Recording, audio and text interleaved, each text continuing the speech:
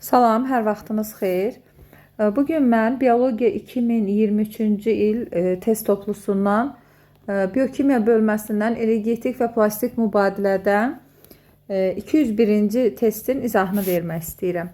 Şərtdə deyilir ki, yarpaqlarının ümumi sahəsi 3 kvadrat metr olan bitkinin gün ərzində fotosintez prosesində udduğu karbon qazının və buraxdığı oksigenin kütlələrinin zamandan asılı qrafiki verilmişdir. X bərabərdir 14,4 olarsa günün uzunluğunu tapın. Əvvəlcə biz fotosintezin tənliyini yazırıq. Çünki bizə lazımdır ki, üzvü maddənin miqdarını qramla bilək ki, məsələni həll eləyə bilək. Yazırıq 6 mol karbon qazı, üstə gələk 6 mol su alınır. Üzvü maddə, yəni karbon 6, H12O6 və 6 mol oksigen alınır.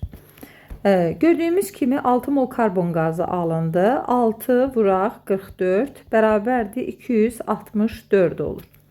6 mol isə oksigen alınır. 6 vuraq 32 bərabərdir 192 qram olur.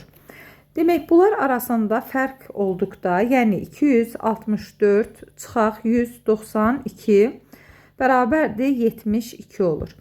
Karbon qazı ilə oksigen arasındakı fərq 72 olduğu zaman üzvü maddənin miqdarı 180 qrama bərabər olur. Yazırıq.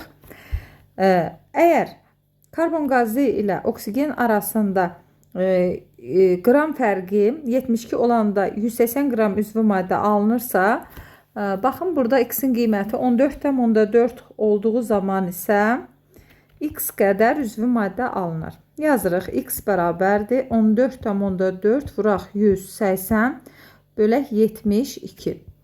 Tapdıq ki, 36 qram üzvü maddə əmələ gəlir. Demək, əgər 36 qram üzvü maddə əmələ gəlirsə və yarpaqların ümumi səthinin sahəsi 3 kvadrat metrə bərabərdirsə, günün uzunluğunu tapmaq üçün karbohidratın miqdarını, yəni 36 qramı bölməliyik yarpaq səthinin sahəsinə, yəni 3-ə bərabərdir 12.